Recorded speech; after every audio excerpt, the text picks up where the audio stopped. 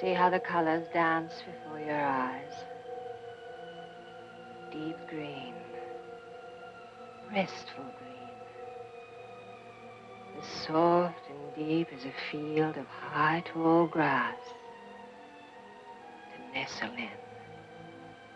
Rest in. Sleep in.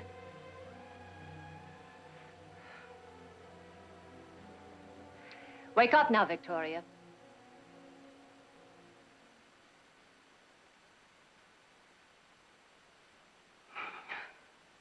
How's your headache? Any better? Headache? But it's gone. Janet, you hypnotized me. Where did you learn to do a thing like that? In the Far East, from an old man who worked in my father's mission.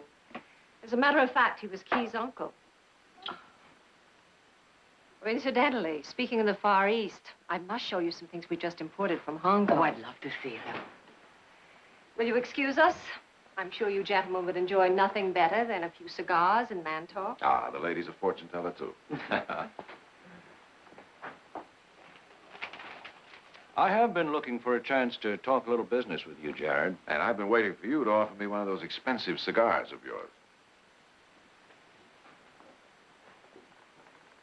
Ah, here we are. You know, it smells almost too good to smoke. Almost, but not quite.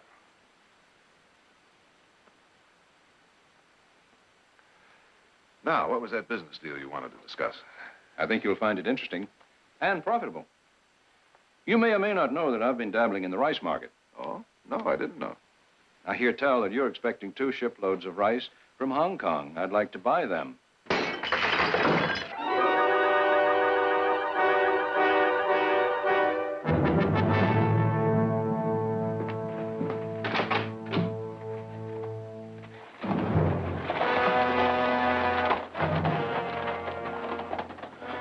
It's the tongue.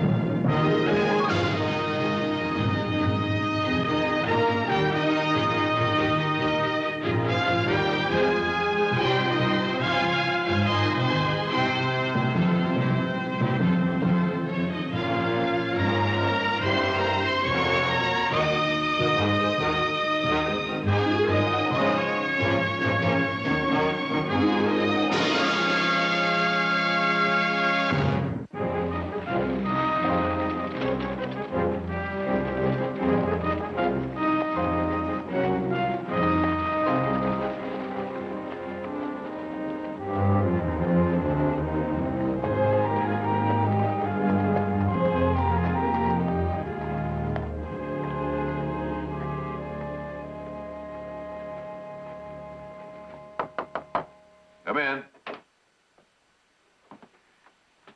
Well. Hello, Mike. How are you? Fine. Come on in. Sit down. Thank you. Can I offer you something to drink? Oh, nothing, thank you. All right, then I've got a better idea. How about lunch? I'm right in the middle of making out a will, and you know how dull that can be, don't you, Counselor? Gerald, I came on business. All right, right after lunch. No. I think what we have to say to each other better be said here, in your office. All right, Mike, sit down. Thank you. Fire away. Jared, I know you had dinner with Warren Masters last night. I also know the Tong showed up. That's true. I don't have to tell you the Tong and the Chinese League are miles apart. We don't believe in violence or terror. I think I know that, Mike. The hatchet display. That was a warning from the Tong, Jared, of things to come if Warren Masters succeeds in cornering the rice market. He did offer to buy your 2 shiploads of rice. Yes, he did. But I don't see that proves he's trying to corner the rice market.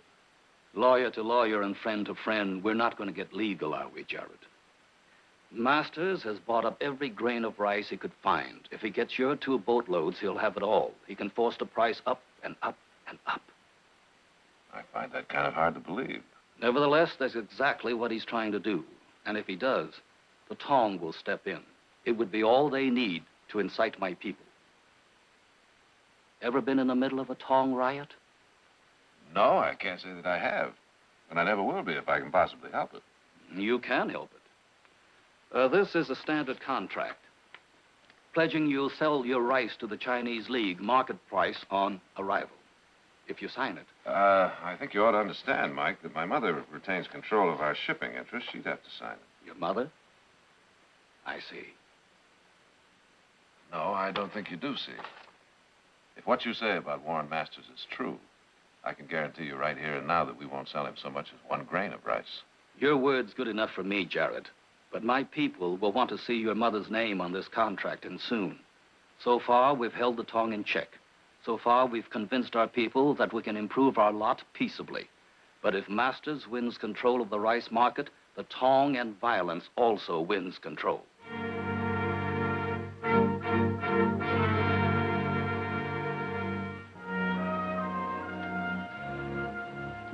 All right, now, what do you think? It's beautiful, Heath. He's a beautiful animal. I'll take him. Well, he's yours. Shall I wrap him up? You want to ride him home? I want you to wrap him in pink with a big bow. It's for Janet. I'll see the boys brush him down real good. Thanks.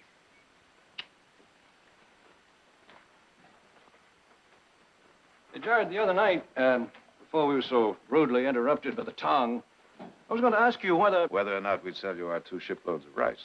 Yeah. I can promise you a good, I think even a handsome profit. Warren, is it true that you've bought up every grain of rice on the West Coast?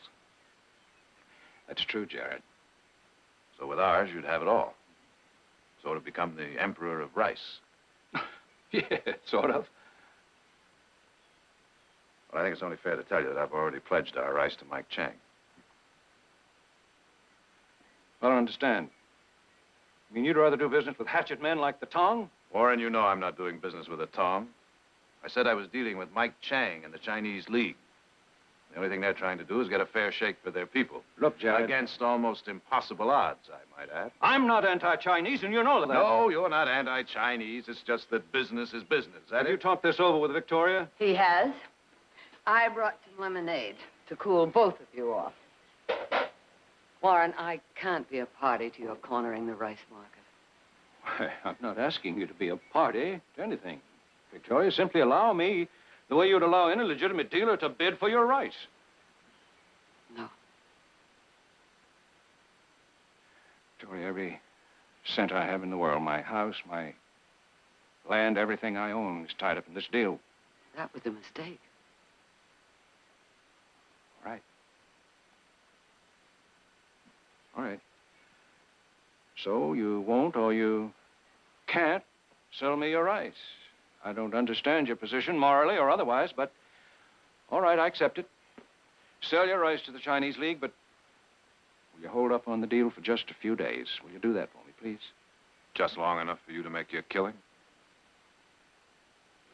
I'm sorry, Warren. All right. Just remember, anything that happens now, you forced me. Is that a threat, Warren?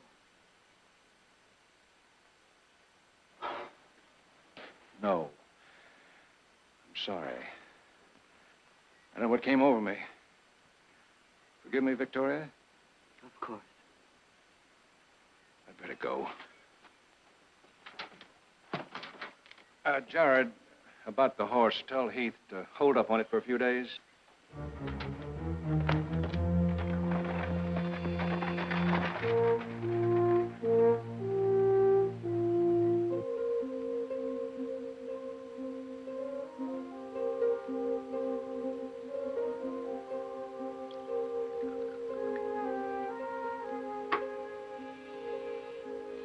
Why are you staring at me? Look as though you thought this was my fault. Did my best. Yes, of course.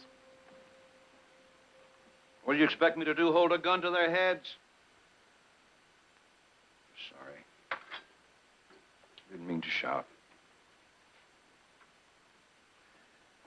We could have sold our rice 3 days ago and made a fair profit. Now, when those Barclay ships dock and the rice goes on the open market, I warned you, Janet, if this thing backfired, it could cost you the clothes off your back.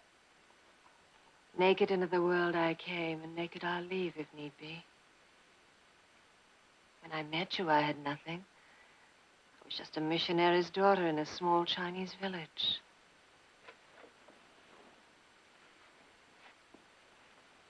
I remember. One of the first things I noticed about you was your wonderful smile. Oh, yes? Maybe it was my early training. If your mission in life is to convert, you'd better act happy. Who wants to convert to misery? That was another time, another place. You opened my eyes to the world. When I saw it, I wanted it. We've had enough now, though, haven't we? But you said that if we could pull this off, we'd be rich. Richer than the Barclays. I'd be richer than Victoria. That was before I spoke to the Barclays, and they turned us down. So now we just roll over and play dead, is that it? If Victoria were one of my oldest friends, I'd have found a way to make her cooperate. You don't know her.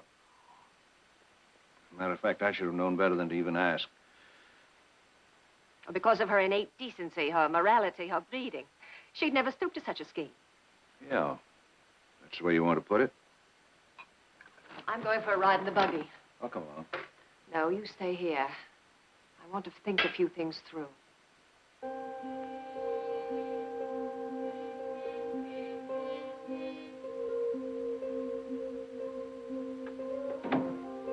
Kay. You mind sitting in here and talking to me for a few minutes?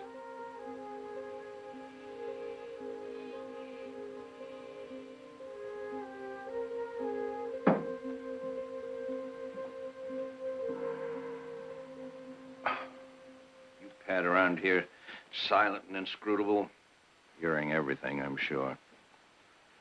Saying nothing. She can be pretty hard at times, can't she? I'm very sorry. Oh, take off the mask, Key. You know who I'm talking about. You know her better than I'll ever know her. Your mistress. She has been very good to me. And her father, he was a prince among men, a god. What was she like as a little girl? She was very beautiful, as she is now. I know that. I mean, underneath. She's a very good person, my mistress. She has been a good friend. If for some reason it would pay her to be an enemy, she could be quite a hunk of enemy, couldn't she? I'm sorry. I do not understand. Thanks, Key. Been very illuminating.